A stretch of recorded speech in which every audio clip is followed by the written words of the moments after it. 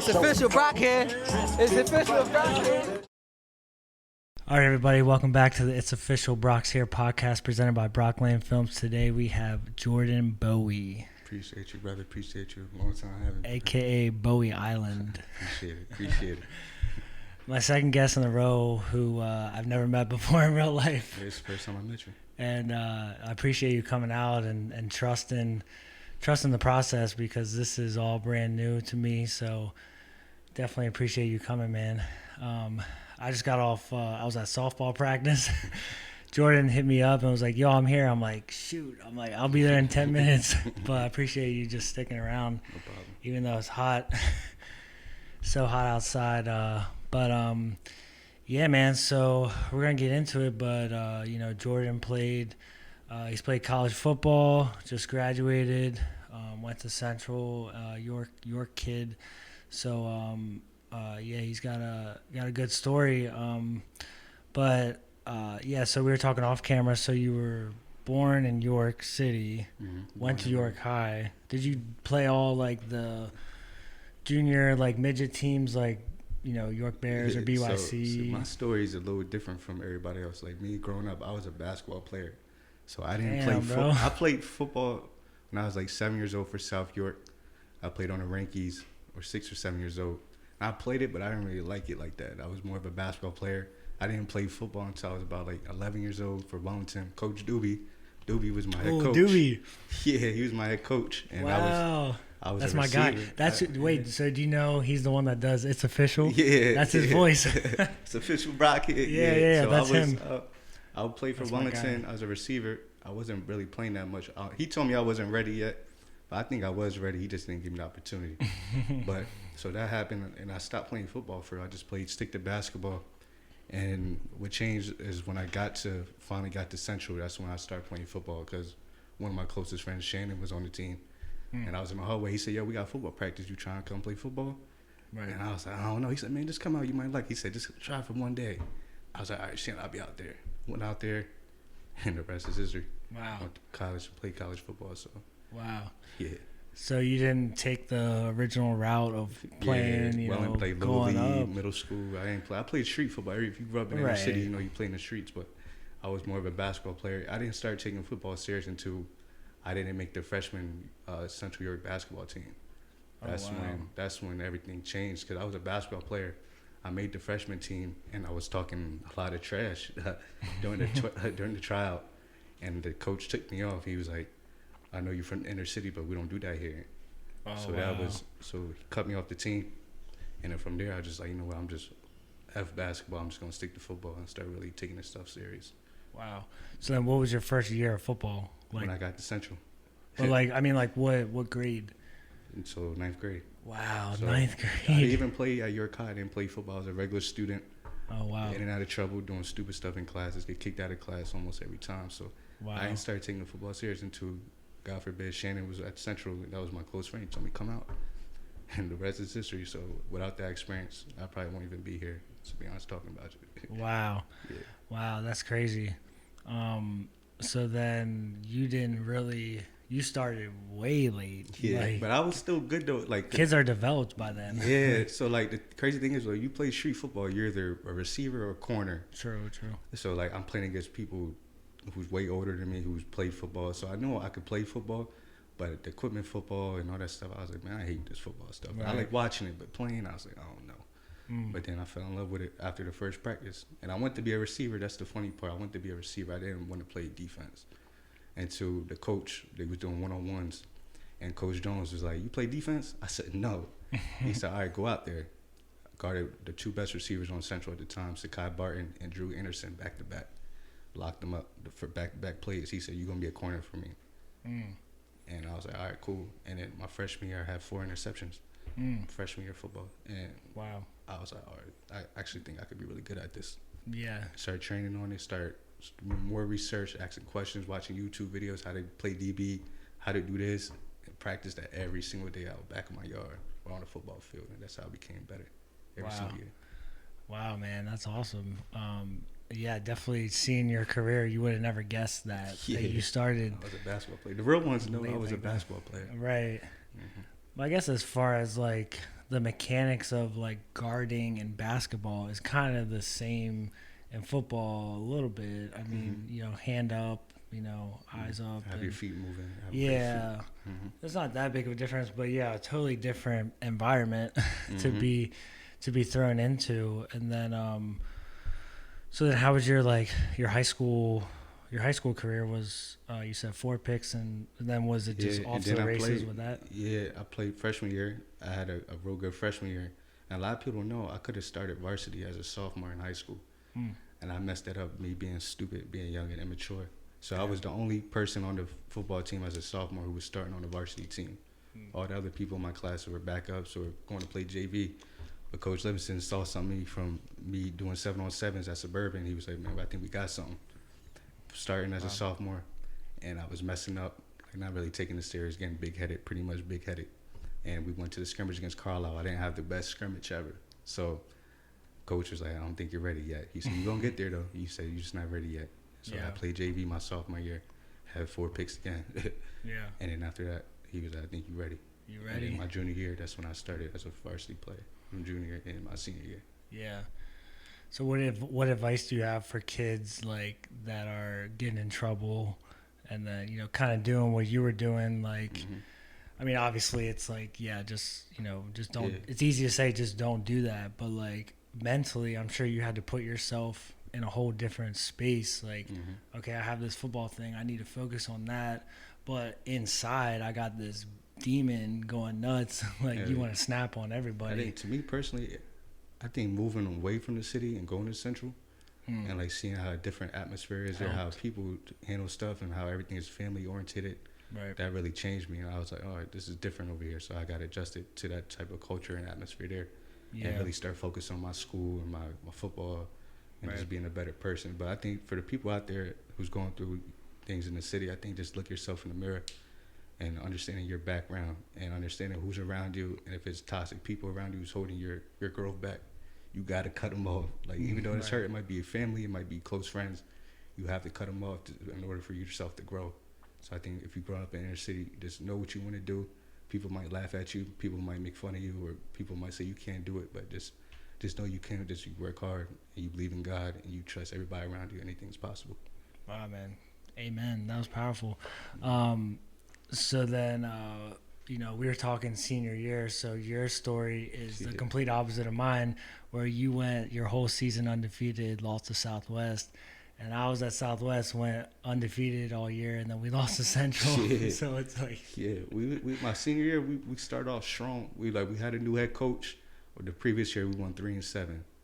So my senior class is like, my senior class is like, man, we tired of losing. We got to win. Yeah, same. We got to win. Like, every winning solves everything. We worked hard. Every senior worked hard. We got the younger guys involved. We helped them.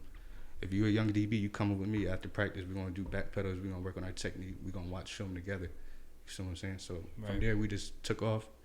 We won our first 4 games, and then we beat Northeastern. We came back from down 21-0 at halftime. And we came back and won. And then the next week, we got big-headed. We was like, we're the best team probably in the county. Southwestern. Nope. Southwestern's not that good. They got a couple good players, but we should blow them out. Hell no. They came out, played great defense. Our offense couldn't do nothing. Wow. We just couldn't do nothing. Was it at Southwest? It was at Central. Oh, wow. And you guys still... Game of the week on Game Time PA. We couldn't do nothing. They just shut us down. They got our number. I never beat them my 4 years in high school. What? I never beat Southwestern. Sophomore year we lost, junior year we lost, and senior year we lost. Really? Yeah. Holy cow! Wow. I never beat Southwestern. Man, that's awesome. Yeah. Because I know after my senior year, the years were kind of like we were good, but then we weren't good, and so that's surprising to hear that that they beat you guys all 4 years. Yeah, I think you ask any team in York County, there's always that one team who just somehow gets their number. Always. There's always one team. Funny, yesterday at the Trey and Boo, Dorsey was like going nuts on Marcellus John about something about Southwest, Southwest always has our number. Like, you can't just like sleep on Yeah, Southwest. some people just got their numbers. Yeah. Like for us, it's Red Line and Southwestern. Them two always have our number. Yeah. For some reason, sometimes Dallas Town might beat us here and there, but we Yeah, usually Dallas go back and Town, forth with yeah. everybody else. But them Yeah. two, Yeah. until recently, now we blow out everybody. Central just Right. a powerhouse now, but when I was Yeah. there, we just had those teams had our number. Right. Yeah, man. Central was always the team to beat.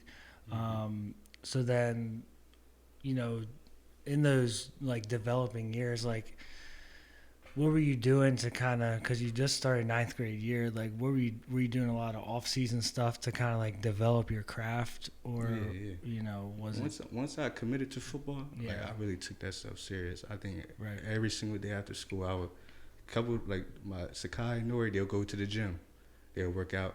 Me, I'm on the football field. I'm doing my back pedal, my technique, my craft. I'm working on 100% on my craft every single day. So just so I can, because I know I'm not the biggest, I'm not the tallest, I'm not the fastest. right. So I got to figure ways, how can I beat this guy standing in front of me? How can I have the edge on him? So I know how to work on my technique and be smarter than he is. So I took that and ran with it, and the rest is history. Wow. What year was it that you guys have that like famous news article where the guy he like went viral for like the Central News, he got interviewed, and then like I don't even know what the I know what you're talking about. I forgot what year. I know what you're talking yeah about. was that your I year? don't know. I think it was my senior year or the year after. Okay. The year after. Yeah, and then like that clip went viral. Mhm. Oh, you talk about at the halftime? when I they- guess. Oh yeah. That was my senior year at Northeastern when we came back and won.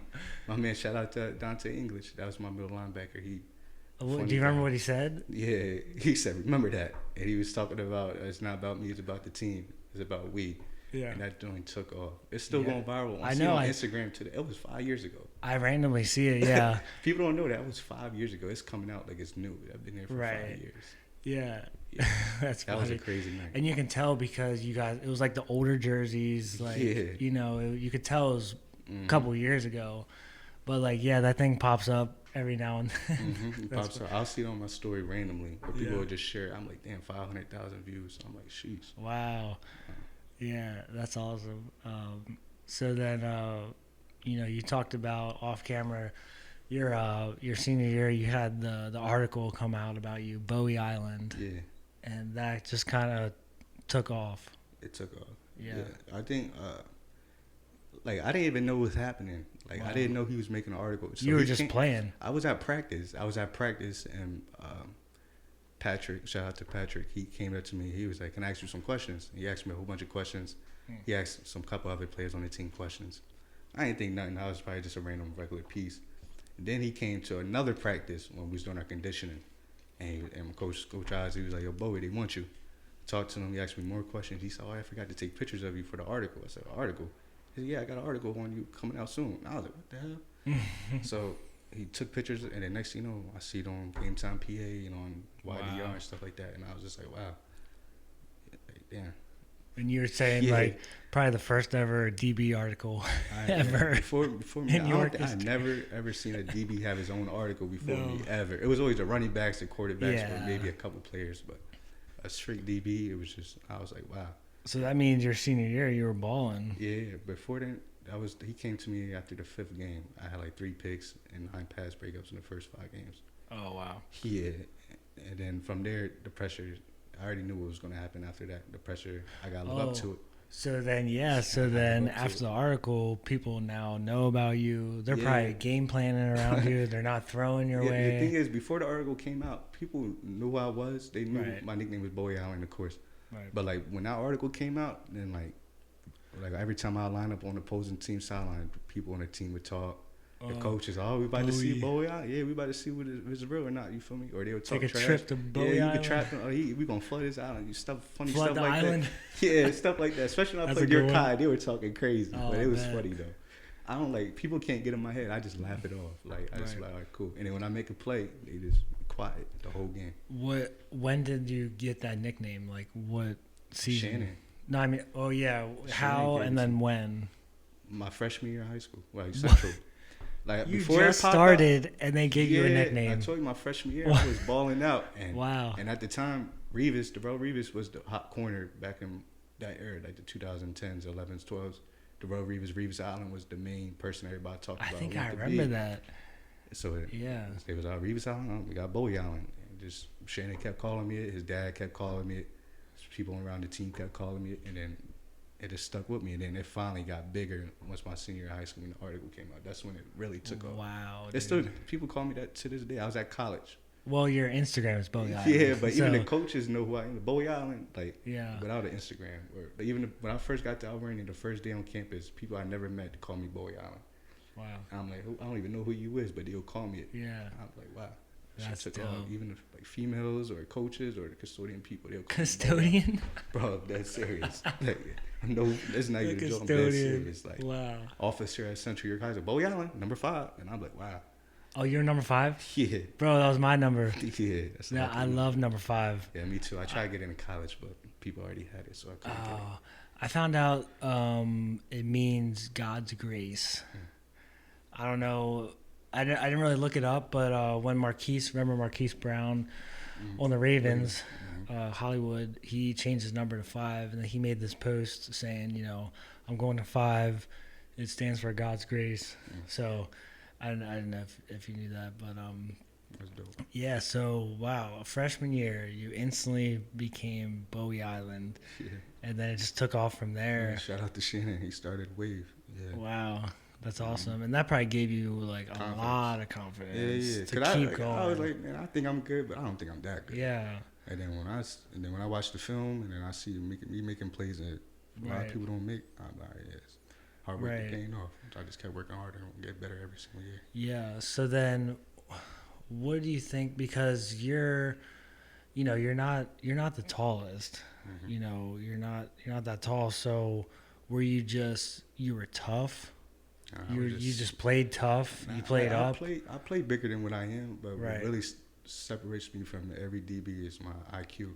Oh, okay. I'm really, really smart. Like, I watch a lot of film. Like, Okay. I'll stay up all night and just watch film. At the time, at Central, we had iPads.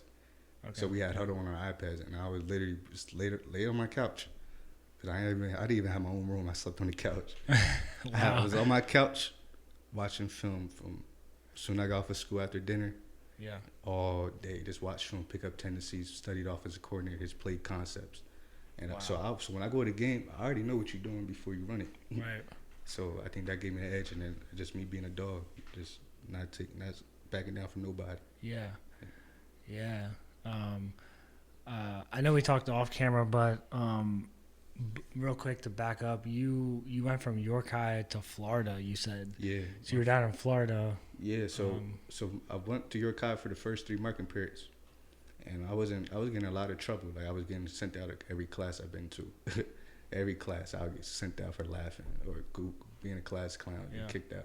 It's crazy because you don't seem like that type of kid. Yeah, like now. I'm more mature now, but Now, my younger yeah. self, I was immature. I was a class clown, laughing, do dumb stuff. Like when I got to Central, they put on my transcript from York High, Mainland High School. I had a 1.9 GPA, and I got written up 42 times.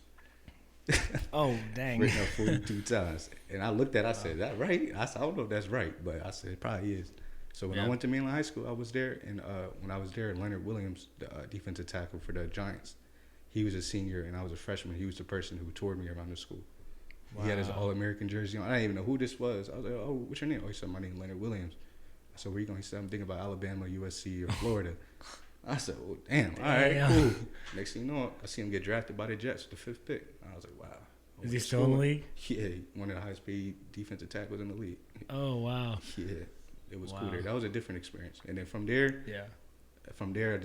I don't know. Since I'm not in York no more, so I don't know nobody. So I got that time made me focus on what I have to do as a person, and what I got to clean up as a person. So that was like a therapy month for me. Get rejuvenated, get my classes right, make sure I become successful, because that's what my mom wanted. So when I came back to York and go to Central, enrolled in Central, I like, from this moment on, I'm gonna do better. So that's what I try to aspire to do every day. Nice, man. So yeah, after when you're still in high school, senior year, what was kind of like the recruiting process as far as Like, were you going to camps? Do they have Yeah. defensive camps? Yeah, but Of back course. then, like now, it's like everybody goes to prep camps and 707. Right. Like that wasn't that big when I was No. in high school. That just started happening. So when I was there, you might go to camps. I didn't get to go to camps because I didn't have the financial to go to those camps and stuff like that. So my recruitment process, I got recruited by every single Division II and Division III team in PA or out of PA. Like every school wanted me. But the thing was, my grades wasn't great. Like I had a 2.0, a 2.1 during the recruiting process. 2.1. They was like, I don't even know this guy can get into our college.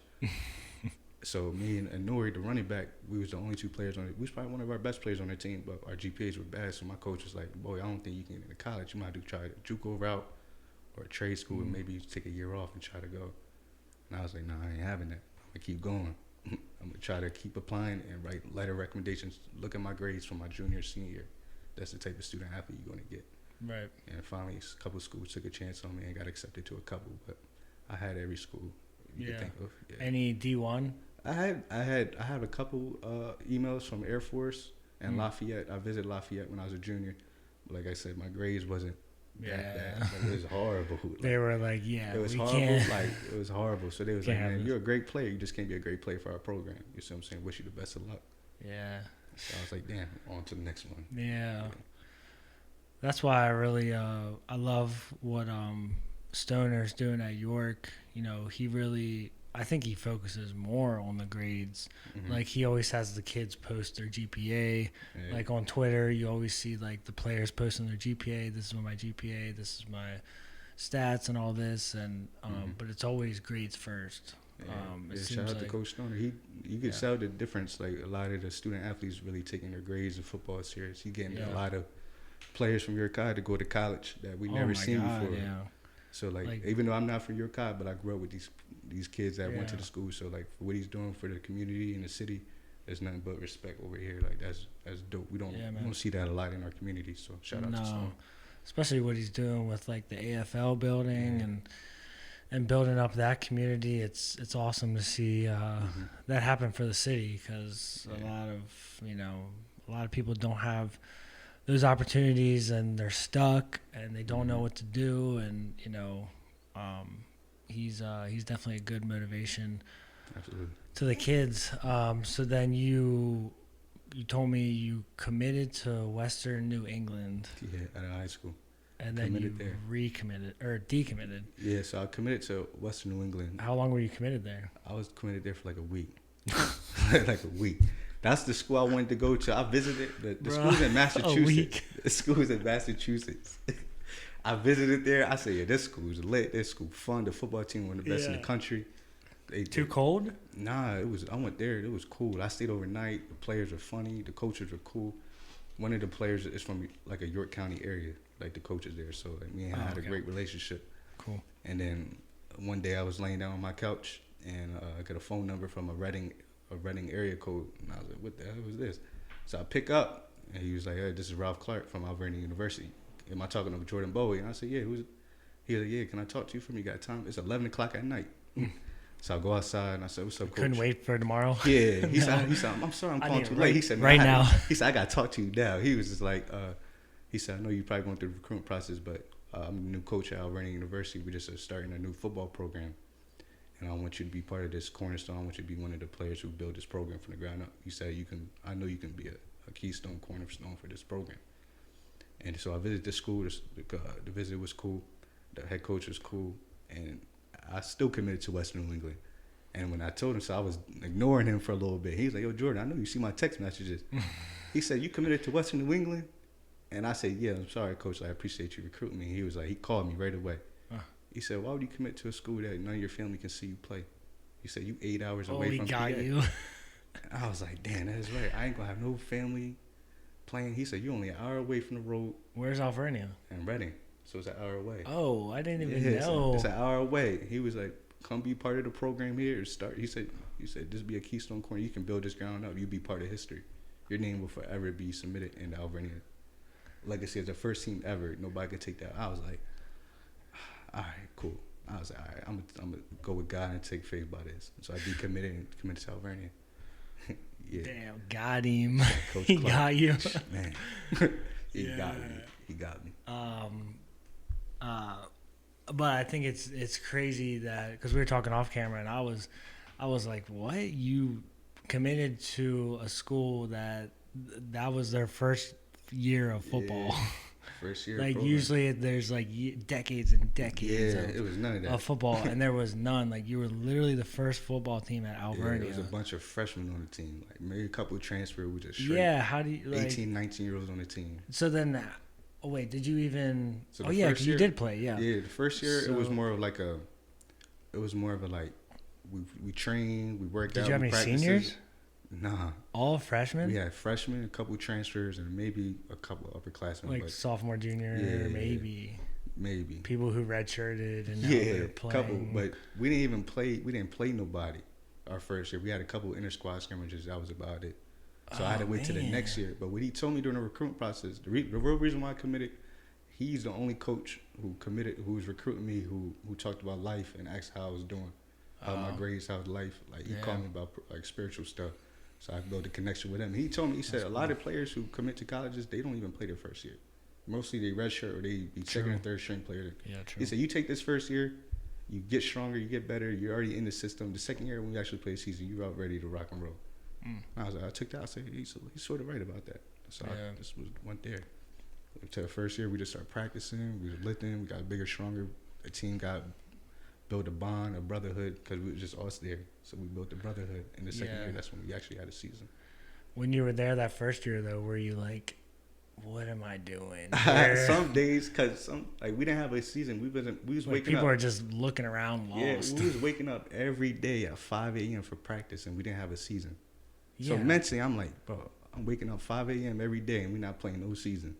Oh, we got to carry our pads to class. Like, it was like some 1980 type stuff. Like, yeah. We didn't even have lines on the football field. Like, it was just a soccer field. We didn't even have lines on the field. Yeah, we didn't even have a locker room. No stadium. Yeah. You know what's funny? Because, so we were talking off camera, I actually made his commitment picture. I made your picture for Alvernia, and I remember trying to look up the football stadium, and there was no pictures on Google. I remember that. None. Like, wow. There was no stadium, so like how it is now, we literally saw it from nothing to something. Like, so that was beautiful to see this, the start, the finish of everything. So we finally got a locker room and the lines on the field and all that stuff. So everything worked itself out. Wow. So then how have they been since then? Like the Alvernia program. Right what like conference? That's the MAC conference. So we play like Delaware Valley, Albright, Oaks, like teams like that. From when I was there, the second year we won 1-9. We won the first game in Alvernia history. The first game we actually played, that was the first game in history. It had to be like 5-6. So you're 1-0. Yeah, 1-0. Then we had a bye week, so we was 1-0 for 2 weeks, and then after that, we ain't win a game since. They're like, yo, we ain't letting these kids win. Yeah, the thing is, Alvernia, like we got talent. Alvernia had talent. We just a lot of the talent transferred. Like our head coach, because they were probably like, what is this? Yeah, bro? we was young and immature, so like a lot of the freshmen who went in there, they wasn't really worried about football. They was worried about other stuff or outside social life. So like that sort of kicked in, and they wasn't going to classes. So a lot of our talent left. Or transferred the first 2 years. Right. So I could see that, yeah. And a lot of coaching. We had a new coaching staff every semester I've been at Alvernia. The first year we had a coaching staff. The second semester, the spring semester, the whole coaching staff. New coaching staff. Not the fall of the next year, new coaching staff, and then the spring, new coaching staff. And then now the head coach just got fired just this year, so they have a new head coach over in here right now. It's a little mess over there, but they working it out though. Wow. And then did you follow Western New Hampshire, like Western New England or Western New England? Yeah, they won 3 conference championships in a row. Yeah, they won 3 conference championships in a row. Oh my God! But the thing is, I was gonna go there when I was transferred from Alvernia. I was either gonna go to Western New England or LBC or Del Valle. So then, school. And Shippensburg and Millersville. Those top 5. Wow. And I was like, I'm about to go Western. Western was like, yo, you missed out on 2 championships, right? Just come back your junior, senior year, finish what you started, what you could have had. He said, I need you over here. We need an experienced DB. And I was like, all right, cool. The tuition came in. I was like, it's a little too much expensive. Oh. So then I just went to LBC instead. So it was just right up the street. Yeah. And then he won the championship that year, too. And they won again. Yeah. 3 championships in a row. Oh man. I try dude. not to think about it, but yeah. God is just testing you at this point. Everything worked itself out though. Yeah. Mm-hmm. Oh my God, dude. That's funny. So then did you get to a point at Alvernia where you were like, this ain't it? Because then you did, like you just said, you went to LVC, Lebanon Valley College. Is that what made you want to go? Like, is that why you left? Yeah, the real reason why I left Alvernia, I was like, it was too messy there. Like, every semester we get a new coaching staff. Right. The DB coach who I built a real close relationship left. He even told me to leave. Like, he was like, listen, man, it's getting messy here. He told you to leave? Yeah, he told me to leave. He was like, man, he said, I'm not telling you to leave, but I'm telling you to leave. He's like, man, it's messy here. And all the players, I think 9 out of our 11 starters on defense all transferred. 6 out of 11 on offense transferred. So I was like, man, this is basically a brand new program again. I was like, man, let me get out of here, bro. That's tough. I said, let me get out of here. And I was like, not for me. But then I sort of regret a little bit leaving, because no matter how much we sucked and how much this chaos stuff, like the brotherhood that's there is like life changing. Like, we still talk to this day. Right. Like, that's some of my brothers over that team that I talk to every single day, almost every day. Right. So I missed that part, but as far as the football aspect, it was horrible. Yeah. That's dope. You built the brotherhood. Yeah. And then LVC, where's that at? In Lebanon.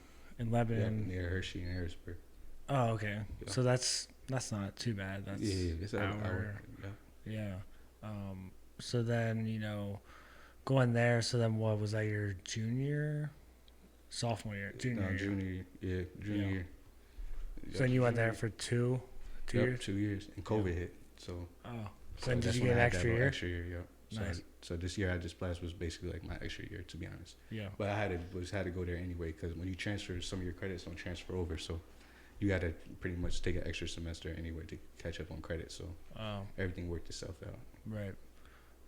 So then once you got over to LVC, you were culture shock. Big culture shock. Big culture shock. It's like an actual program. Yeah. like history, tradition. Players are serious. Like, it's different. Yeah, and so was that, obviously it was going to be different, but like adapting to that system. And you're a junior, it's like, a lot of, and cats have been there for, 2-3 years already. Know the systems and stuff. And like then that. Here's this new kid coming in. Did they welcome you? Yeah. Nice. LVC, that's one thing about LVC, that's a real family. Like, when I first went there, like, I announced I was transferring there. LVC coach, they put me on their like Twitter. They announced big sign-in.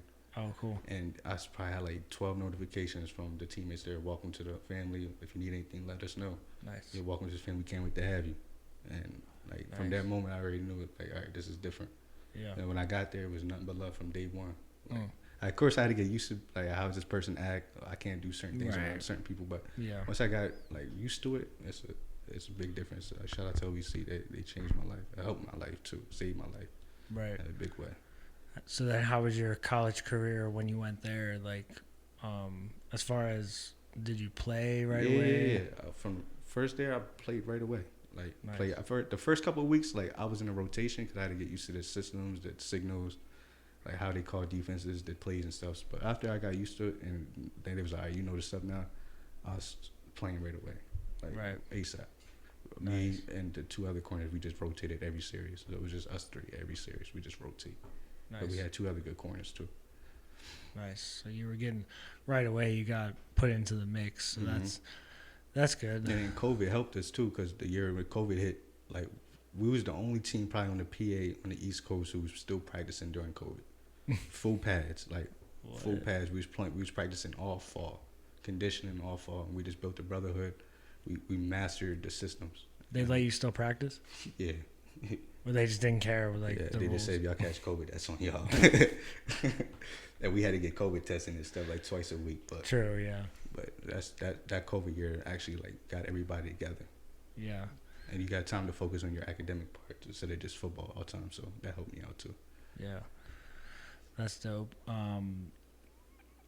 So then how was your like stats college wise at LVC? Yeah, the last year I had I had 2 picks and I had 6 pass breakups. Nice. I didn't give up a touchdown. I didn't give up a catch more than 15 yards. Wow. Yeah, so I had a Nice. great year. Shout out to my defensive line though.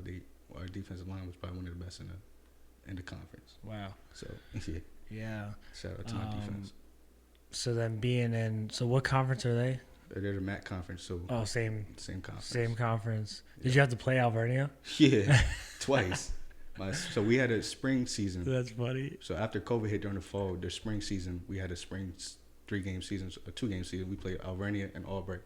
First game at Alvernia. That game was personal. on the soccer field? Yeah, on the soccer field. Finally had lines and all that. Yeah. That game was personal. Did you guys win? Yeah. Nice. But they almost came back though. That would have been funny if you guys would have lost. Oh man. I was the first play that snap, I was already talking crazy. I was talking trash off rip. To the sideline, to the receivers, all them. Like, y'all must have forgot who I am. Like, Yeah. I'm gonna remind y'all today. Yeah. And then we played them again in the fall last year. We beat them too. We blew them out. Yeah. Yeah. That's funny. So then you said off camera you were was this at LVC where you were the 16th ranked Yeah. DB in D3? Yeah. This was so the season. So after the spring season happened, going into the fall, every list the College Football Network drops a ranking list. Right, And right. I was on my phone, on Instagram, watching YouTube and stuff like that. Going on Instagram and I seen they post and I'm just reading the names to find something to motivate me. Reading, I look, I'm like, oh, that's me. I said, yo, bro, my name's on the list. He was like, what? I said, am I tripping right now? Yeah. He gave him my phone. He said, nah, bro. I was like, wow. Wow. But so I was just like, damn, I'm blessed. But now I got to work even harder. You see what I'm saying? I got to work harder. And now the target just got bigger. I already had a target. Now the target going to get even bigger. Right. Yeah. And then, being in college, and, like we were saying, like you're not the biggest guy. Were you getting, were people matching up with you? They're like, oh, they'll like just send the tall guy over and be like, oh, just, sometimes like moss him. Yeah, like I don't know. It's hard to explain. Like the receivers I faced, like some of them already knew who I was. Okay. Some of them didn't. But like the receivers, I don't know. I'm not scared of nobody. So like, that's cool. Like the Albright receiver, he was like 6'6". His name Michael Jordan too. He's 6'6". He's built like KD. His arms, like he was lining up. His arms was touching his feet. I bet a bunch of guys were like that. He lined up. His arms was touching his feet. I said, this motherfucker is like 6'6" and he's long as hell. And I was like, all right, cool. And I was like, all right, this is gonna be a different type of matchup. And he caught a little back shoulder like for like 20 yards. He mossed you? Yeah, a little back shoulder. Yeah. This is during the spring season. I said, I promise you won't catch another ball again. He ain't catching another single ball again. Yeah. Yeah. So I just learned like the bigger, taller receivers, you would think they'll give me a problem, but they're the easier receivers to guard for me. Because they're slower, their hips are slower. And you're kind of at a lower position than them. Yeah, so I can so you can just be physical with them. Yeah. And then, if anything, you're kind of more of like a pest to them. Yeah, like and when the taller receivers, they give you your chest more, so you can easily get collision on them, contact when you can grab something or get hands on something because they're so tall. Yeah. So they're the tall receivers I face. They're the easiest ones I guard. It's usually the shifty small ones who give corners. Any corner problems. Yeah, because you're at the same they're so level. Shifty. They're shifty and like, so they give you more problems. Yeah, the taller receivers don't give me problems. That's the 50-50 interesting. ball, the 50-50 ball, like they might catch some. Yeah. But I'm so smart. Like I know how to play through their hands. I know how to get them out of position to not even make them uncomfortable jumping. Right. So taller receivers really don't give me problems, but sometimes they might catch some just because they're height. But that's about it. Right. So then, you just graduated, and we kind of talked off camera, but what do you think the future plans as far as continuing the football route, or you even said like coaching, but you said you're going to try to keep playing. Yeah, like right now I'm in a space in my life where I'm trying to figure things out. I'm trying to figure out what I want to do, like what's my passion. Like I know I still want to play football, but my real passion is coaching. Like so I know if I do play football at some point it's gonna end. I ain't gonna be able to play football forever. So what thing's still gonna make me happy without football actually playing, and what I found was coaching. So I think right now I'm still trying to play football and try to get back to my community and youth as much as possible. But really, I want to get into coaching. I think I can impact a person's life and give my knowledge of the game back in a great way. So I think I want to try to get into being a DB coach at the college level, and then working my way up to hopefully the NFL level one day. God willing. Yeah, man. That's my You goal. said about YDC too. Yeah. Right? You're helping the kids out Yeah, down yeah. there. So I just started working at a new job at YDC as a youth counselor for the juvenile kids and stuff like that. So it's me being a big brother and a role model to them, and give them positive outlook on life, and try to give them tips of life of what not to do and what to do, and try to help them as much as possible. So that's what I'm doing now. Right. And also training kids on the side for defensive back and stuff like that. But right now I'm just trying to figure out my life, and I just graduated college and see what route I want to take, and so I don't have any setbacks. Right. I know you talked about, you were sleeping on the couch watching Huddle. Yeah. Was that like, did you kind of have like a toxic household growing up? And then did that push you more towards sports? Like that was your outlet? Yeah, for sure. So like when I grew up with a single mom. She had me at 15 years old. Wow. So I probably moved about 23 times as a kid. Wow. Living with nanny house, living in the projects, living in blocks kids should not be growing up on. Right.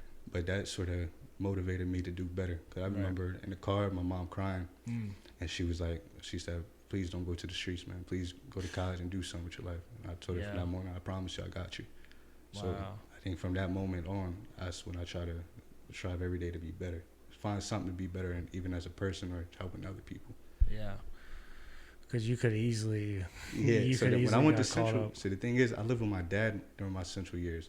And me and my dad have he wasn't in my life, but some moments he was. If that makes sense. Like some moments he was, some moments he wasn't. Right. So I was living with him, and I didn't have my home room, so I slept on the couch.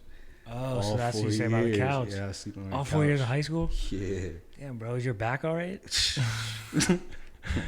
Sleep on the couch, and then some days when I go to my mom's house, like on the weekends and stuff like that, I ain't have my own room either, so I slept. So you slept on the couch there? Slept on the couch again. Oh, you know what I'm saying? I just got my own room and a bed to sleep in, first time in like 6 years. Well, I'm sure at college. Yeah, that's small like the twin size dorms. bed. Yeah, twin size. That hurts your back. You're probably like, where's the couch at? Yeah, I was sleeping on the couch. Y'all got a couch? Yeah, ask my dad. My dad and all. My stepmom would get mad because like, imagine coming off of work and all that stuff. You see, And you're just there. the older son like on the couch, on his Yeah. tablet and stuff like that. She was just like, man, we gonna get you a room. She tried to put me down in the basement. Oh, In man. the basement, I don't know what it was. But I was like, nah, I guess you couldn't really. I mean, that would have been a pain to like get an air mattress because you got to blow the air mattress up every night, deflate. I was like, man, just put me on the couch. Just easier. Just put me on the couch. Yeah, because I know, like, dude, I'll sleep on the couch, one night accidentally, and you wake up and you're like, oh, my back. And then you had to get up, go to practice, or like get off practice. And then I got up Central. We had practice right after school. So right after school, we had practice. I'll catch the activity bus back. Yeah. Get there, take a shower, eat whatever's dinner if she did cook or something, and then go right on the couch, watch film or watch YouTube, go on ESPN and watch First Take, the clips I missed from First Take and stuff like that. Yeah. And just watch football. All day. Yeah. Speaking of Central, how was like the atmosphere at Central? Different. Yeah. Different. It just seems different. It's different. It's like, it's hard. It feels like High School Musical when you're there. Yeah, I know. It looks like High School Musical. It's different. Like the family, the culture, the students, the teachers. Big school. Like the females, the student section, like everything is just like, it's like everything. Yeah, like when I talked to, so during 2 summers ago, I talked to Trayshawn Smith, the corner at Central. Oh, yeah. He was at York High, and he was about to go to Central. I said, bro, Central going to take care of you. Like, it's different there. You're going to see what I'm talking about. He was like, what you mean different? I was like, bro, you're going to see it different. Yeah. It's a family atmosphere there. Like, nobody hates on you. Everybody supports you. Everybody loves you. The student section, the food, it's packed every home game. It's different. Yeah, man. And he went there and bought out, strived. Like, actually, I just saw him yesterday at the Trambu. And, yeah, man, he's doing good. I saw he played in the Big 33 game. With a couple Central guys, and he's representing DBU. I told him during the summer. Yeah, I told him, I said, Central, we're DBU. Bro, he was a dog at York High. Yeah, I told him, I said, you come to Central, we produce the best DBs in York County. You can look it up. We have 3 or more first team all county corners or DBs for the last 8 years. Right. So I told him, I said, you come in there, you're going to have this, you next. Him and the rest of the other corners all made all county. I said, I told you, going to take care of you. It's different. Yeah. That's funny. You said High School Musical. It is like High School Musical. Even my friend told, he said, yo, this school like High School Musical, bro. And I was like, yeah. Even the drama is like High School Musical. Yeah. You just like, you're like, where's the camera? yeah, at? sometimes you feel like you're just dreaming, feel but like you're really on a it's reality real TV life show. school. Yeah. Yeah. Like they had a Hard Knocks, like in our Central York High School, like that would blow up. Because it's like, it's crazy. Well, bro, they got enough filmers. Yeah. They got like 7 kids filming. Yeah. They should all come together, collab, and make a freaking documentary. That's funny, man. Yeah, it just always seemed like that. Like that's why a lot of the high schools like hate us. Like if Yeah. you ask any person, yeah, because you guys are good and you're hell, like you're nice to us. every team, like I think that's why every team we play, they give their best effort when they play Central York because they know we're one of the best teams, we're one of the biggest schools. Everybody's going to give their best when they play Central York. Every single body. So that makes you better because you get everybody's best every single time you play. Oh yeah, dude. Yeah, especially that. I mean, the York High Central rivalry. The past couple. I mean, ever since I started filming. That's the only game I look forward to every year. That's Yeah. Every other game is like watered down. Like you already know who's gonna win before it even happens. And it's always the last game of the year. Last game. It's usually Probably on the county for championship. county. Yeah. And but the past like 3 years, I know Dejour's year, we beat because Beemore's senior year, he because Cade got hurt, and that was when Bo was a junior, and like we just like rushed him. Yeah, like, I had a 2-year stretch. Where that video is dope. I love that video. Yeah. Did Beemore's year beat you guys? His senior year, they beat us. So yeah, his junior year, when I was a senior, he didn't. They were 1-9 that year. So yeah, when but I they got almost still beat us. Like in the first half, they was a close game all the way to the second half, and that's when the doors blew open. But they were competitive with us the first half. Yeah, so yeah, those the first 2 years I was there, we beat you guys, but then it's just been like, it's been tough to beat Central, and it seems like, well, the past, because I know each year you're supposed to switch home field, but it seems like I know at least the past 2 years we've been at Central, but it is what it is. We'll see this year. Yeah. Now that I don't know how Central gonna be this year. Now that Bo's gone. Yeah, I don't even know. I only know like one player on the team from Central. Oh, there are a lot of kids graduating? Golf. Yeah, Joel's Golf. That's the only player I know from Central right now. Oh, okay. He's the running back. He's good. He's gonna be a great player. Yeah, he's been good. I've been hearing his name. Your guy should be good now at Florida and Sauce the seniors. Bro, they got I'm a couple. so pumped. This year is gonna be so good. Yeah. I saw an article that I think Florida only needs like 2,000 yards to beat the record, which is crazy because crazy story. I coached Florida when I was coaching for Wellington. Right before I went to Alvernia, he was on Wellington. Oh, for little the little kids. I was coaching him. Was he like that back then? Well, yeah. Listen, he didn't play the first week. He was still in Florida, and Coach Teddy, he was like my little nephew. He coming from Florida. He's a beast. I'm telling you. And I was like, Coach Teddy talk. I was like, all right, we'll see. Whatever. He get there. And I was like, and I was watching him practice and the way he run, and I was just like, oh, he's special. Yeah. Like you get the stories where you like, this player's special, and I was like, well, you gonna be special. And I talked to him on the sideline. I said, what you like? You know, like you gotta do this, like focus on this, and take this shit. I'm gonna push you every single day at practice to reach your potential. If I fail you, I fail myself. You see what I'm saying? I told him, I said, when you get to high school, you're going to break every single York High record when you get there. He about to break every single record. He's about to. I said, you're going to go D1. I said, you're going to go D1. I promise you're going to go D1. Yeah. I said, but you let this, your family life and all these street life, when you get to York affect you, you're not going to get there. Yeah, man. He'll tell you that. Yeah. I told him. And I texted him. I literally texted him last month. I said, what I tell you, everything I said you're going to do, you did it. Yeah. That almost made me cry. It's all like, coming together now. Now he gets committed to West Virginia. He doing good with his life. I'm proud of him. So yeah, man. I seen that from a mile away before anybody saw it. Yeah, and I remember I heard he was in like a group setting with the guys, and somebody was like, "Who'd you look up to? You know, like who'd you craft your game off of?" And he said, "Nobody. Like me." Yeah. And if you watch, he's like, you know, he's kind of like a Barry Sanders, Yeah, you know, different. Emmitt Smith maybe, but like But even those guys are way older. He probably, you know. The thing is, what makes him great is he's small, but he's stocky. But what makes him different, he can catch and run routes like a receiver. Bro, both his freshman highlight that I made and junior, I know for sure he has at least a one-hand catch in each. Yeah. Like, he's different. Yeah. And that was freshman year he was doing it. Yeah, he's great. And he also, and the running backs before him all set the path for him to be good. Right. So I think he saw that. Yeah. You can kind of see like Dejour in him a little bit. Yeah. I think he watched Dejour's highlights a little bit. Yeah. But you can definitely see Dejour in him. I can see that. They're all great players.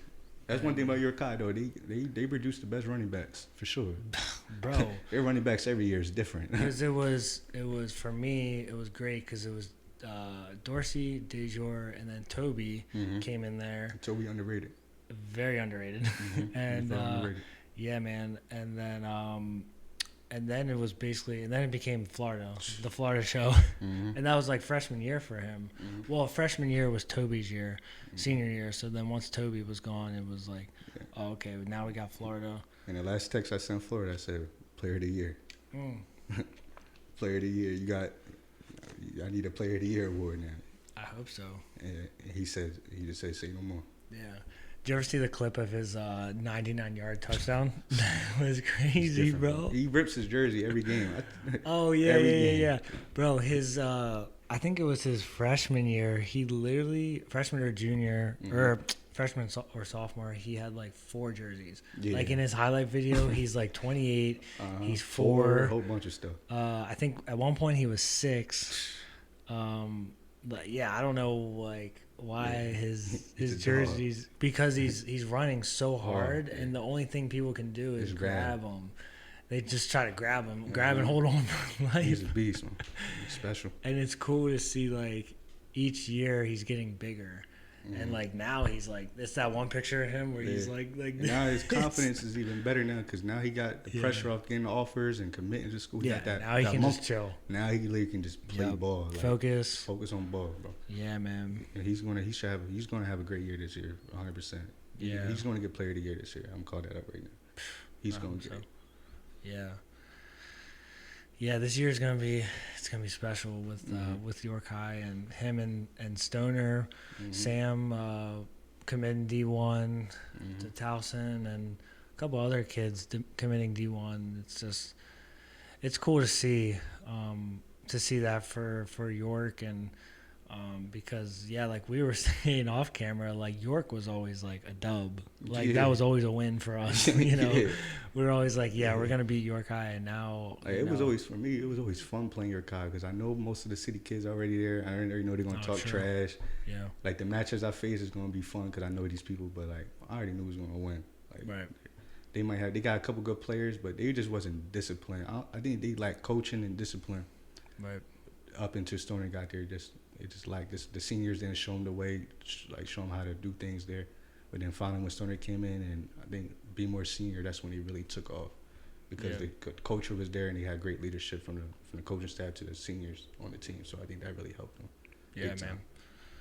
Yeah, the culture there is it's amazing now to see over the past couple of years how it's been built up. Yeah, that's cool to see. So I wanted to ask about this. I saw you post about this the other day, but your roommate Dave Butler. Yeah. So I saw he passed away. Yeah. How was that? Was that your LVC guy? My roommate my spring semester. My roommate. Wow. That was weird because like I didn't know he died. Like nobody talked about it. I don't see no posting. Bro, the same thing just happened to me. Yeah. Wait, how long was it until you found out? I don't know. I don't even know when he died because the way they found him shot in his head in a trunk. Oh wow. So I don't know how long he was there for. Oh, true. But I didn't know he died until I seen teammates of mine from overseas posted on their stories. I'm like, Dave Butler died? And it was like, yeah, bro. I said, wow. Like, short. Like, short. We just graduated 2 weeks ago. 3 weeks ago. He was in your class. He just graduated. So that's what I'm saying. So, like, wow. I was like, wow. That made me sit back. I'm like, damn, this life stuff really short. Right, man. Yeah. Same thing just happened to me, but like it was so weird.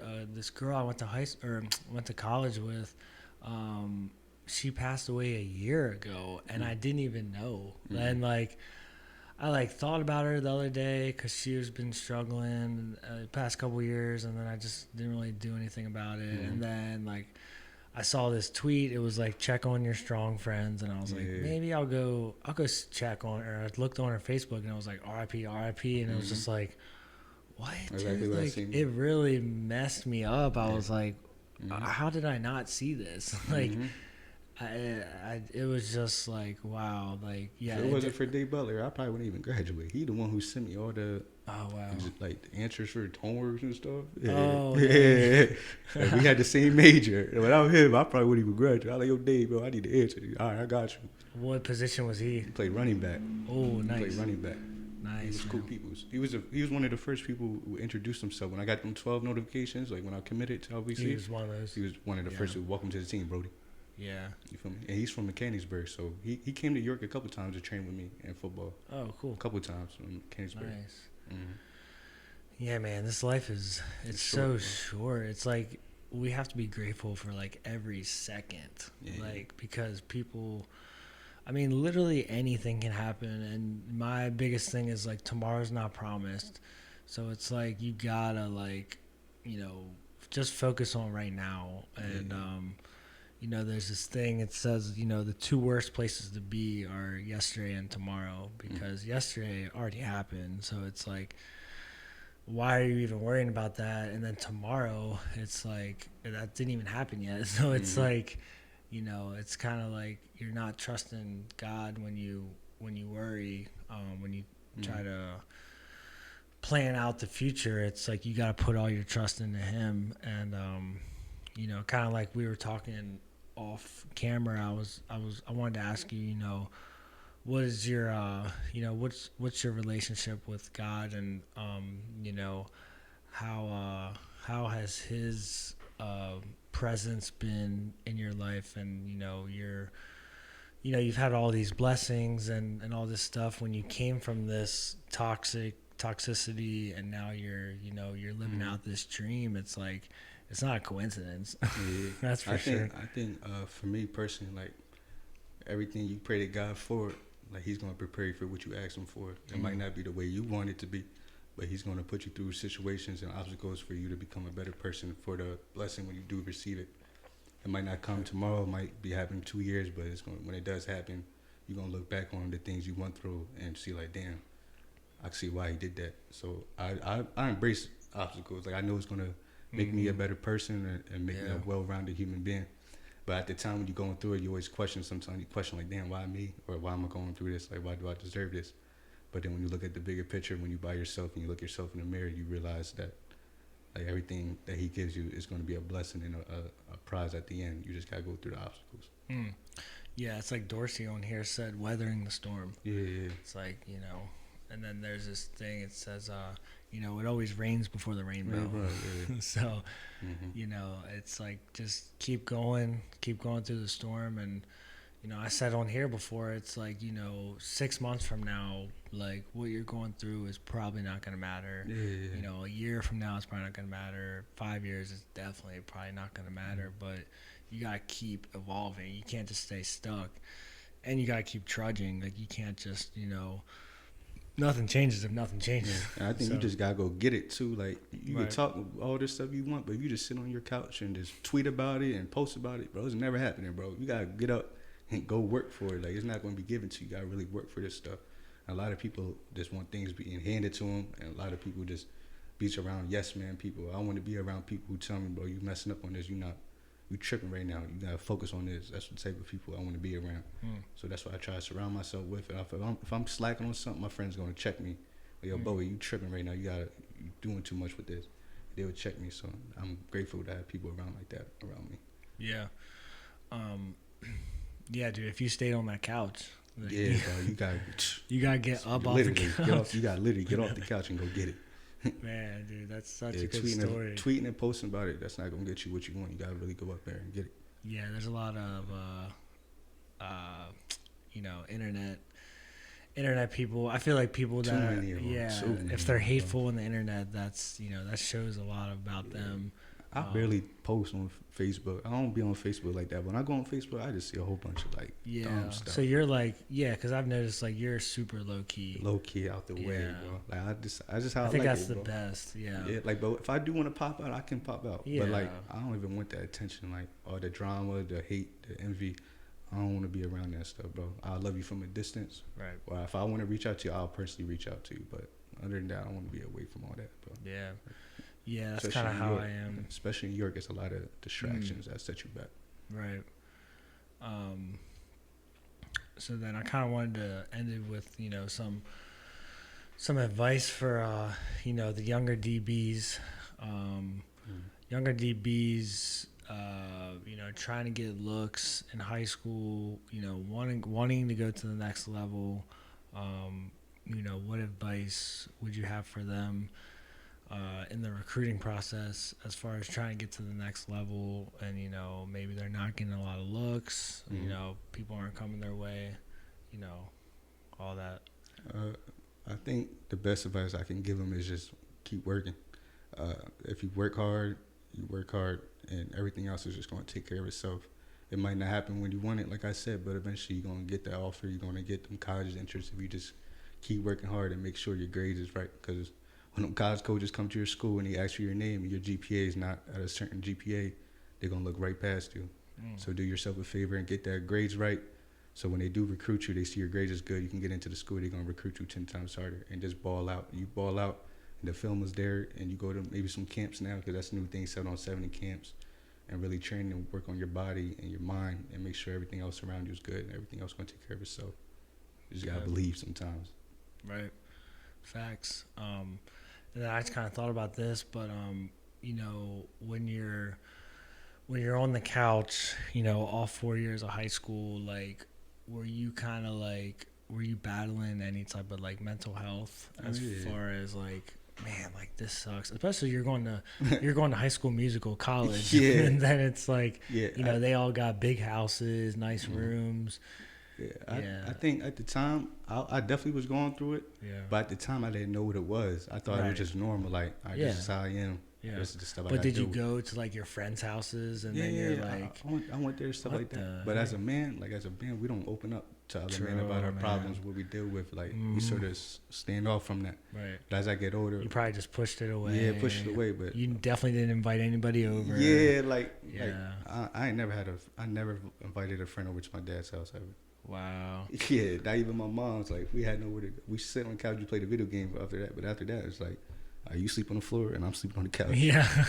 You know what I'm saying? But like, I definitely stay in this room. Yeah, like I was definitely dealing with stuff like this from my childhood all the way to now. I was definitely dealing with stuff. I've seen a lot of stuff I should have never seen. Yeah. But now as I get older, I know how to like deal with it, and like what's my safe space. How do I get away from that stuff? Yeah, so that's what football was. Football really saved my life. That was your outlet. Yeah, if it wasn't for football, I'm telling you, I don't think I'll be here. Yeah, man. Yeah. And you touched on it, but like as men, like we're not supposed to, talk about our feelings or people laugh at that stuff. And it's like, bro, it's okay to talk about that stuff, and I'm learning that too. Just like being able to be, emotional and like show humility, right. Is stronger than holding it in, trying to go through the motions and just figure it out yourself. It's like, that's kind of like, you're basically just forgetting about God at that point. It's like doing it on your own, taking your own will back, not trusting him. And, one thing I just started doing is journaling, and that's been helping me a lot. Journaling and just getting it out on pen and paper, because I have the notes app on my phone, but it's different when I like go and like physically write something on a pen and pad, and that's been like helping me out so much. I'll write like a passage, and then I'll write like 3 things I'm grateful for, and it's been like super helpful. And then I was talking to Mont on the last episode, and I was like, man, I've been trying to do push-ups and prayers, but bro, I've been slacking on push-ups. Prayers definitely work. Like, prayers definitely work. Yeah, man. And just building that relationship with God, you know, I think a lot of people are like, well, first off, they're mad at God, but like they don't realize that it's like a relationship. And it's like, I learned once, it's like you can never get more closer to God than you are right now, because it's like he's already your father. Like you can't change that. So it's like building that relationship with him, you know, just, you know, talking to him, you know, sharing your thoughts and all that, just builds it like a real relationship. And you know, I think a lot of people struggle with that, you know. I mean, mostly it's like, you know, people who don't believe, but you know, building that relationship, I mean, I know for me, it's helped me out so much just in like my daily life, where it's like I have that God conscience where, you know, someone's snapping on somebody, but like I'm falling back because I realize this ain't even, first of all, this ain't gonna solve anything. Getting mad at this, like that's not gonna solve anything. And then, you know, the situation's gonna get worse. So, you know, I definitely pride myself on trying to keep the God conscience and doing the next right thing. And it's like, it seems like you're like that now, where it's like you used to be a hothead. Yeah, and I'm starting to open up more. Like a lot of stuff I dealt with, I kept it inside. Right. And let that stuff build. And sometimes that can take over your mind. Sometimes you let it build too much. So right now I'm learning to open up more, express myself to not just my friends, but to my parents and stuff like that. And that's what I'm working on right now. Just recently I was going through a little mental health thing. That's the reason why I didn't even play football like professionally this year, because I was like, mentally I'm not right. I gotta get right as a person. That's a lot of people don't know that. So that's why I've been like out the way, just focus on myself, get back to what I used to do, and get the old Jordan back, because I was going through so much. So now I'm starting to fill myself back up again. But during that time, that was some dark times. Like, so I learned how to deal with it just from going through the pain. You feel me? That's crazy. I heard today in church, it's like, you know, someone has 2 broken arms and they want to learn how to fix or they want to know how to hit a baseball. But it's like, you got to heal the broken arms before you try to hit a baseball. Like, you got to heal before, you know, kind of moving forward. So that's good that you know, realize that instead of just going straight into a whole nother situation, bringing your baggage into that and, you know, just causing even more. Right. It was like that. It was like that my senior year of college too. Like during that off season, I'll tell you this. It's a real story. I didn't even train my senior year in my high school college. Like I didn't. Like I was literally on it, like just in the crib, like battling with depression for so long. And I wasn't even training for football like that. I probably trained the last 3 days right before football camp. Like we went into the thing, they weighed me, I was like 158 pounds. Like I'm usually 185, so I wasn't eating like that. I wasn't 185 and you were 150? 158 going into camp. Cow. I didn't condition all summer long. Like we had a condition test, failed my conditioning test twice. Oh wow. And then I don't know how I had a good year still, but that's just the blessed God. Like I don't know how I had a good year that year, but that's the real story. I didn't even train for this stuff. Like wow. Yeah, I was going through a lot. You see what I'm saying? So I just sort of like disappeared from everybody. Wow. Yeah. Dang, dude. It's kind of funny because you're living out my dreams, because we're like the same height. I'm like 5'10", 5'11", kind of about the same weight, and you're like playing college football. Like, I was like, there's no way I can play college football. Yeah, that's a lot of people. Like, I don't understand. Like, I told them, we argue when we talk football, locker room talk. Right. I'm like, imagine a corner who's 5'9", not fast, not that athletic, not the strongest, but you can put him on the number 1 receiver and not have to worry about it. Yeah.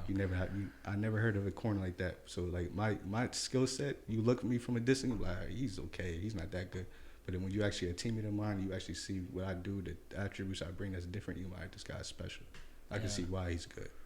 Yeah, and yeah, cause being that height, like people, like we were talking before, it's like people are like, you never see it. This is gonna be easy, easy matchup, easy work, and you definitely shut him down. Yeah, 'Cause- surprised a lot of people. Yeah. Yeah. Yeah, man. So then, that whole summer. So then, how was that going into camp? I still. Did I you do all almost right? left it. Yeah, during camp, I was like my coach and me built a relationship. Coach Drake, from OSC, we built a real like father figure type relationship. Like he would talk to me every day, talk about like stuff I was dealing with. He understood what I was dealing with, but he told me he was like you're in a cycle that you can't control. It's up to you to get out that circle and build a new circle for the next generation coming behind you who's watching you. So when he told me that, and he told me, he said, listen, he said, I know you probably haven't done nothing. He said, man, just come in here, grind this training camp, and let's get ready to have a great season. And I leaned on him when I was at my lowest points during college, during camp. I almost quit plenty of time. Like, Coach, I don't think this is for me. I'm not in the football aspect right now. Yeah. He's like, man, stay here, because if you go back, I don't know what's going to happen to you. You know what I'm saying? So he said, stay up here, and thank God everything worked itself out, and finished college, had a great season, and the rest is in the pudding. Yeah. So then what changed as far as, you went through that summer? Did you just kind of like surrender and you're like, okay, God, like... No, I wasn't even going to go back to training camp. I was about you to text just my kind of coach. went in. I was about to tell my coach, like, man, I ain't playing this year. Yeah. But then my little brother came into my room. He came in my room and we was throwing the football. And he was talking about how he wants to play football like me when I get older. So I was like, damn, I got somebody watching me. I can't quit. I can't fail. So that made me wake up every day during college and keep grinding because I got somebody watching over me. You feel me? Yeah. Something looking up to me. That's your real brother? Yeah, my little brother. Oh, yeah, man. You got to be an inspiration to Yeah, him. got to. And he loved football. Like How old's he? He's 5. Oh, man. He loves it. Every day he wakes up with a football and saying, "Can we play catch?" Of course, Yeah, he sleeps with a football in his bed. I'm like, damn. Oh, man. Like, Damn, he got a bed? yeah, right. Damn, he got bro. a bed before shit. Right. So yeah, so that Yeah, you he's a gotta be an blessing. inspiration Yeah, I got to you. I was him. like, no, I can't give up, man. Yeah, you got to be an Can't. inspiration to little bro. Yeah, I can't. What's his name? Gianni. Shout out Gianni. Yeah, shout out to him. Man, that's awesome. Mm-hmm. Yeah, and like just breaking that generational curse. Yeah. It seems like, you gotta this curse on your, your family, and it's, time to break that and show that there's, more to life. Yeah. And then you're doing it, man. Yeah. You're definitely Appreciate it. doing the deal. So then, we'll end here. I talked about some questions at the end, do a little like rapid fire. Okay. I got like 3 questions. So top 5 dinner guests, dead or alive, Ooh. you'd like to have dinner with? Football players or like in general? Just in life, in general, could be 5 dinner anybody. guests. Jay-Z. Nice. Elon Musk. Okay.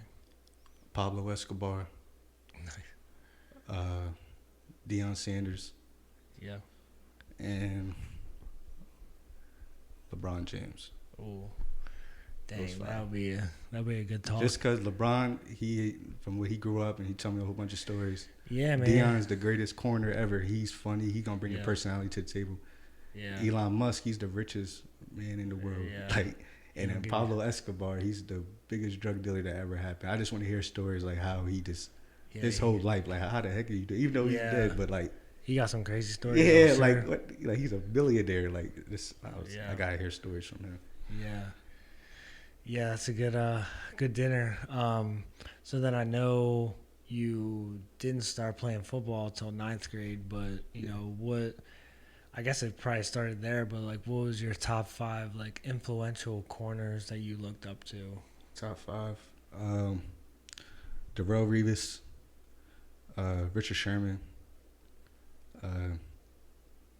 Deion Sanders, Asante Samuel, and the 5th one, I'll probably go with Charles Woodson. Those are 5 Ooh. DBs that I looked at too Dang. and wanted to be like. Yeah. I took something from each game. Right. Yeah. And you were probably studying them hard. It was. 'Cause you said about studying. I studied Darrell Revis' technique like all day long. Richard Sherman, his zone techniques and his IQ. I studied him. Deion Sanders, both. And Charles Woodson is so versatile. I just was watching him. I just love watching this film. Yeah. That's Raiders guy, right? Yeah, the Raiders and Packers. And then Asante Samuel, I was an Eagles fan growing up, so he was the best corner we had when I was growing up. And he was 5'9", not the small, not the biggest, not the tallest, and he would just make plays. So that's my favorite 5 corners. You were saying off camera, you've always been an Eagles fan, right? Oh, it's diehard. So you probably went nuts when they won the Super Bowl. I was in college at Alvernia going crazy. I bet. Yo, they almost burned down the whole city. That was one of the happiest days of my life, man. Bro, they had to what they do, they soaked up the poles downtown so people wouldn't climb them. Yeah. And Philly's crazy. Bro. That's one thing about Philly. Our fans care about winning. Yeah, I lived there for a little bit, and like, oh my God, dude, people. I went to a Flyers Penguins game, and the Flyers lost, bro. I was scared for my life leaving that game. Like, people are just, people take their sports super serious over there in Philly. And then, I mean, this one's kind of like, you kind of answered it a little bit, but top 5 role models, I guess, in life in general. Like, who'd you look up to throughout your life? The people I looked up to for football, from a football standpoint, I looked up to Andrews Dadabo, Jerry Dadabo, and Hakeem Kennard. Those 3 guys. Wait, Hakeem Kennard. That's York. That's big bro. Like, when I was in high school and college, like, I would text this guy like every day. He's probably like, damn, here's like Bowie. I would Here's like Bowie it was again. sort of like a Kobe and Michael like relationship. Like, okay. Like, I would ask him for advice every day. Like, yo, King, if he does this, what do I do? What technique would you run this? Like, how would you do this? Yeah. He's like, damn, this guy getting on my nerves. But he'll give me, but not one single time, he always give me an answer. He even called me, like, what you mean? And I tell him, he'll give me the answer over the phone. Like, he pushed me when I was in high school into my college year. Like, he pushed me to be great. Like, he'll give me pointers. Like, we talk the same football language because he's so smart, too. Right. So the stuff I'll talk about, a lot of people are like, what does he talk about? But he knows what I'm talking about. He would tell me. Andrews Dadabo, he was a central corner when I wasn't even there. But that's the corner I heard about every single time when I was at Central. He's the best corner in Central history. He went D1. He could have went to the league. And then I trained with him a couple of times during the offseason. He just gave me stuff. But that's the person I want to be better than every single day. Yeah. So I was like, when I graduate high school, they're going to say Jordan Bowie's the best central corner of all time.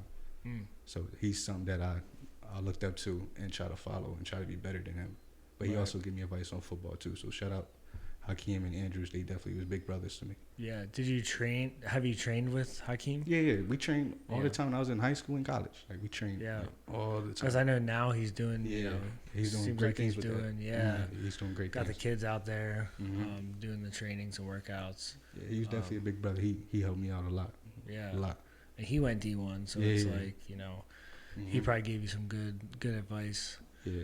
Because I like taking advice from people, but like, I don't like taking advice from people who never went through the stuff I'm going through. Like, you can tell me how to do DB stuff, but did you play DB? Did you was even college DB? Like, you just probably watch YouTube clips and think you know something.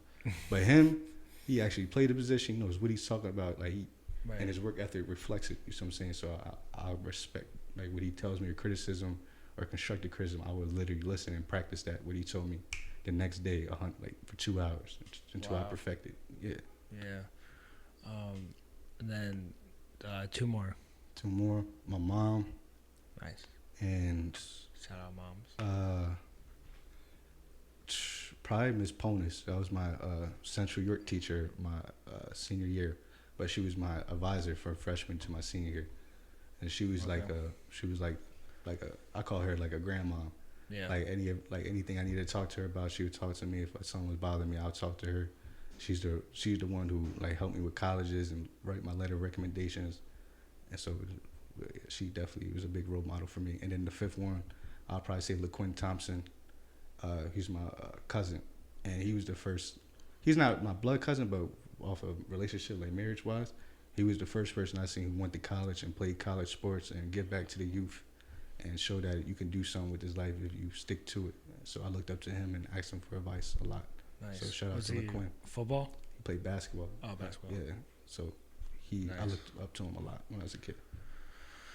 Awesome, man.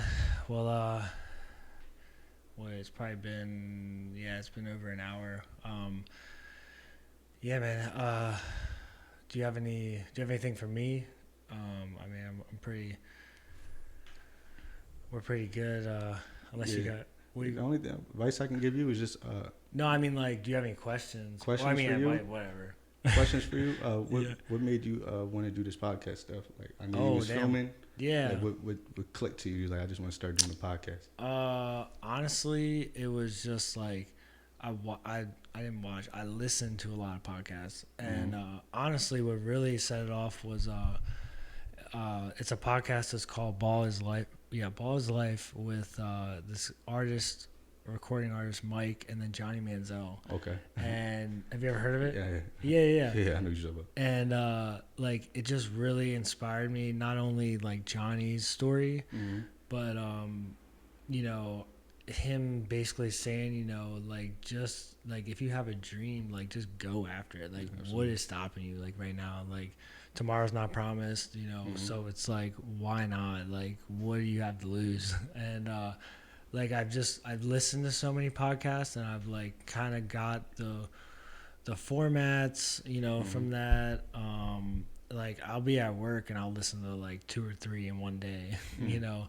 So you know, just hearing it all the time, and then like I just felt you know, God was like calling me for more, and because I've been doing the filming stuff for, you know, a while now, and I love doing that. I still do it, but yeah, like I said, God was just kind of calling me for more, and it's like, you know, I know so many people in the community that could, you know, give so like good advice, not only through their experiences, but you know, glorifying God through all that too. I think is my you know, that's my main goal, because you know we're all here and we all have a purpose. And so yeah, that's kind of, and I'm just kind of like, you know, I mean, you saw me setting up today, like I just, you know, I'm new at all this. I'm kind of winging it. I kind of know what I'm doing, but it's just been fun. And then people come up to me. Someone came up to me today, and she's like, how's your podcast? I'm like, good. I'm like, did you you watched it? She's like, yeah, of course, I've seen every episode. I was like, okay. That's dope. I'm like, okay. And then like, so people keep doing that, and I'm like, okay, you know. Then it just like reassures, you know, what I'm doing more, because, you know, I could be like, man, what am I doing? Like, I'm trying to get guests aren't coming. I try to hit Doobie up. Doobie like ghosting me. I text Doobie for you. No, I'm gonna text him again. I tried to find him at the Tray and Boo yesterday. I couldn't find him. I text Doobie. He's a busy man. I know. He's super busy. Yeah, he's super coaching busy at Eastern now, so I know. He's doing that. I want to catch him before football starts. I know he just started doing it looks like he's doing like a training. I mean, receiver training now. Yeah, receiver training and stuff. So it's like he's definitely like super busy during the week. He's got kids, a wife, all that. So I know he's super busy. Where did you say he's coaching? Eastern. Eastern. With oh, Bud. nice. Yeah, with Bud Collins. Oh, yeah. He's the offensive coordinator. Oh, I did see that. I saw that. Yeah. Because he was at Northeastern. Then he went to Columbia. Okay. And then he's Eastern now. Nice. That's cool. Yeah. So try and get him on, but yeah, just kind of seeing where this takes me. You know, I don't know what's gonna happen, but I'm just gonna trust God, and we'll see what happens. That's all you can do. That's all you can do. That's all you can do. Trust God and see what happens. Appreciate it. But yeah, man, thanks for coming down. Thank you. I know you said you're going to Tray and Boo after this. Yeah, I'm gonna go there. So hopefully you can catch the end of that. Hopefully they didn't already do the dunk contest. Yeah, I know. That's the main thing. I know. Hopefully, if it's at 5, you'll probably be able to make it. Yeah, I'll make it.